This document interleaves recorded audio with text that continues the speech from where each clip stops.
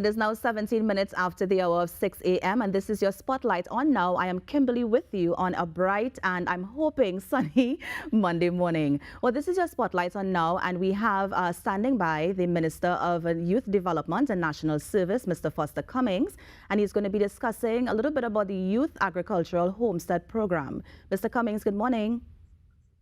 Good morning, Kimberly, and good morning to Trinidad and Tobago. A pleasure to be here on this early Monday morning to discuss matters pertaining to youth development in Trinidad and Tobago. Of course, and we're always happy to have you, Minister. Well, let's jump right in. I mean, we have the Youth Agricultural Homestead Programme. Tell us a little bit about the program, because if I'm not mistaken, it's a 2-year program, right? Yes, it is. It's a 2-year program. The first year involves training at UTT in a certificate in agriculture. And the second year will involve a practical component that will be administered by the Ministry of Agriculture on the lands that would have been assigned to the participants. The program involves, of course, producing new 21st century agro-entrepreneurs as we introduce new farmers into the agricultural sector with a focus, of course, on young people getting involved in farming. And we'll be receiving a lot of interest in this program. I must tell you. Now, you mentioned young people, so I'm just wondering the age group. What age group can apply to this program? The program focuses on young persons between the ages 18 to 35. And of course, it involves both male and female. And in the first cohort, we expect to train 150 new farmers. The intention is that we will develop idle state lands and make those lands available to those persons who demonstrate a keen interest in agriculture and who are able to successfully complete the program of training. It's homestead farming, so that the government will take these lands, develop the lands, put in the infrastructure, including a starter home, and of course a shed for the farmers to sort and pack their produce, and give the requisite monitoring and evaluation and technical assistance to make sure that these farmers are successful. It also involves, at the end of the training, a $20,000 grant to assist these farmers with their initial inputs. Now, you did mention a starter home, Minister. So is it that while you're doing the program, you can actually have the farm and you can own a home at the end of it? How does it work exactly? Yes, it is. Yes, you're quite correct. The LSC is the execution agency for this program. And you would know that they have successfully executed an HVIP program throughout Trinidad and Tobago, constructing a starter home at very reasonable cost with some sweat equity from the owners. And that is the model that we'll be using for this homestead program to make sure that you live and farm at the same location. So it's families getting involved in farming. At the end of the program, we intend to ensure that not only the recipient, but of course, those involved, those other persons, members of the family will also be involved in this farming and they'll be able to make a living from this enterprise, and as well, they'll be able to provide housing for them. Nice, interesting. And where exactly is the land located? Several locations. Our initial location will be the former Petrotrin property at Chatham, which is the Chatham Dairy Farm. We also will be moving to Palo Seco, another former Petrotrin property, one at Faizabad as well. And the La Gloria estate in New Grand Princestown is also part of that estate. It's also assigned for this program. We'll be going to areas as well, such as Grand Hoover, Sangre Grande, Santa Cruz, and Talpa. Those are some of the areas that have been selected in the first and second phase of the program. And as I said, the pilot program will be at Chatham. The intention is that while the training is taking place, the development will be taking place simultaneously, so that at the end of year one, we'll be able to move the trainees into the practical component of the program. Applications started in March, 1st of March, and because of the overwhelming response and it's an online application, we have extended that to the 24th of March to give as wide a cross-section of young people as possible opportunity to apply. That was actually going to be my next question because I think applications were supposed to close off today. But you mentioned that you got a lot of responses. How many have you gotten thus far? Have you reached the 150 mark that you wanted? We have passed that. We've surpassed that. But of course, there is an evaluation process that will follow the application process. But because we have been receiving so many calls from members of the public who would like to participate in the program, and some of them, in terms of gathering the documents that are required for the application, who are having some challenges, we decided we will extend for additional 10 days to allow them, because they would need to get a certificate of character, and that particular item posed some difficulties for some applicants. So we extended the deadline to facilitate that. Now, Minister, you mentioned one of the objectives, of course, of the program is to build entrepreneurship among these young farmers. What else is expected from these young farmers after? Is it that you want to, let's say, revitalize the agricultural sector? I mean, what are some of the other objectives of the program? Well, we wish to add to our food security, and therefore we think that this program is going to, this small scale farming is going to certainly do that, assist us in producing healthy foods for our population at, of course, reasonable prices, because it's also going to increase competition, so we'll keep the prices at a manageable level. And as well, we will implement a value-added component of this program in terms of the agro-processing to encourage our farmers to produce, add life, and introduce these products on the local market, but as well for the export market. Because Trinidad and Tobago has the capacity, we have the know-how to continue to be leaders in the Caribbean region. So we encourage our farmers to export to the Caribbean, but as well to the international market. Now, Minister, as you mentioned, export, are there certain types of products that you're encouraging the farmers to plant? Well, what will happen in the second year of the program is the Ministry of Agriculture will, of course, do their soil testing and advise the farmers on what are the best crops that would, bring good yield in the area that they have been assigned. And as I said, there will be a monitoring evaluation unit on the estate that will provide all that sort of technical assistance.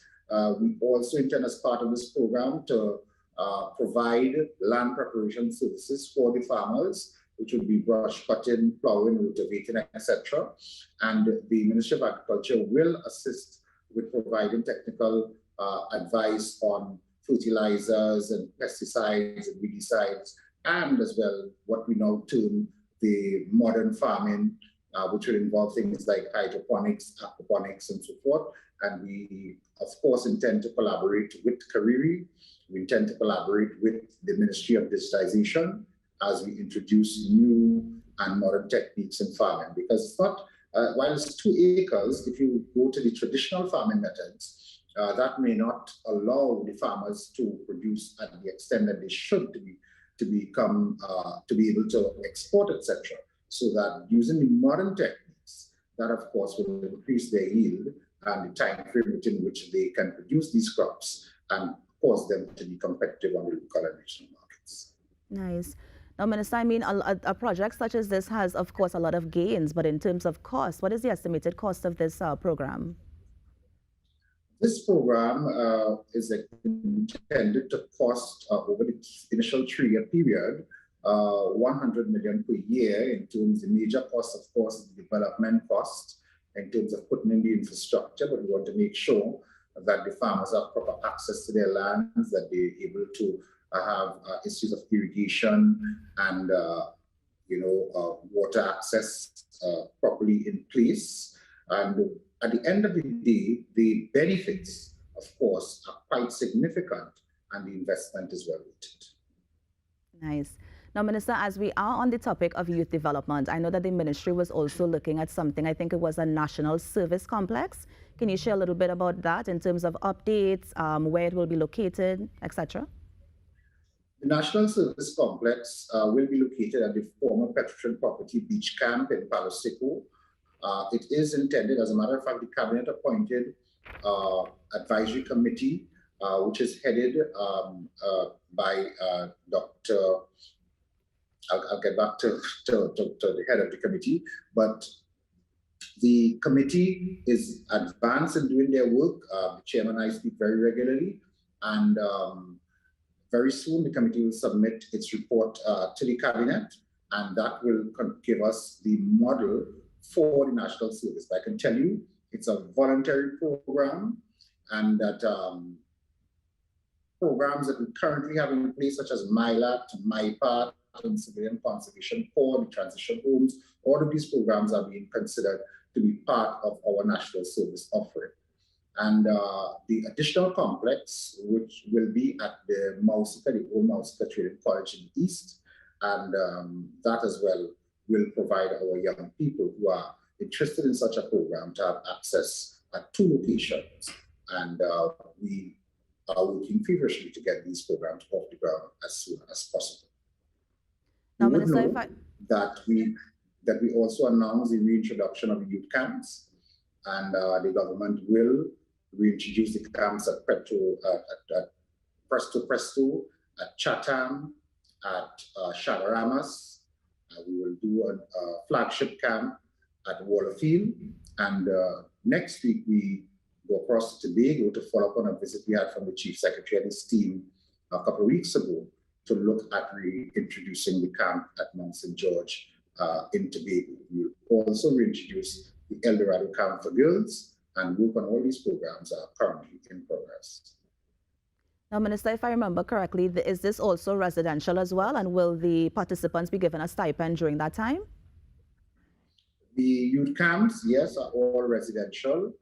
In terms of the national service programs, they are all residential, but we do have as well non-residential programs, and that will be the youth development centers, which will offer some of the similar technical vocational offerings as the residential programs. But of course, we intend to take some of these programs deeper into the communities, and that non-residential facility will offer similar technical vocational training, because we really want to produce the type of worker for the workforce in terms of all the development objectives of the country, and as well to make sure that persons who are interested in entrepreneurship get the required training in their field, so that we can have what we would term job creators as opposed to job seekers. And so with both of these objectives in mind, we expect to have many of our young people fully trained and out in the workforce in the shortest possible time. Now, Minister, we only have a few minutes left, but I just really want to hear just a little update on the agreement. I know that the ministry recently signed, I think it was an MOU with Central Bank. I believe it has something to do with credit unions and maybe improving the credit union sector. Can you tell us a bit about that MOU before we wrap? Sometime in 2019, Cabinet appointed a subcommittee to look at the credit union movement and how we develop the regulatory support for the movement. And coming out of that subcommittee, 2 of the recommendations involve an MOU with the FIU, which was executed prior to me coming into office. And what you're seeing now is the second recommendation in that regard with the Central Bank. And this will involve institutional support for the Cooperative Development Division in terms of their regulatory function as the regulator of credit unions. The Central Bank, of course, with its experience in the financial services sector as a regulator, will, of course, be able to bring that experience to bear in sharing that knowledge with the Cooperative Development Division. And the MOU that was signed is intended to facilitate that type of cooperation and partnership. And we are very pleased we were able to get to this point. And the Commissioner for Corporate Development and her department will certainly benefit, and we look forward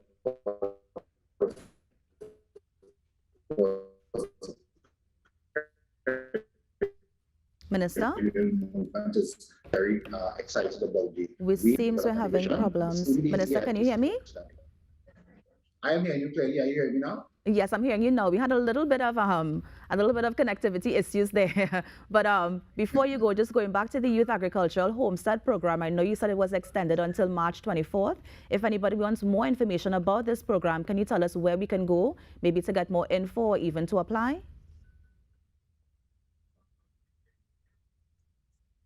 Minister, are you there? All right, I think we lost the minister there, but we had, of course, Mr. Foster Cummings, who is the Minister of Youth Development and National Service, talking to us about the Youth Agricultural Development Program. What he's saying is that it has been extended until the 24th of March. So again, that is great news. Right, guys?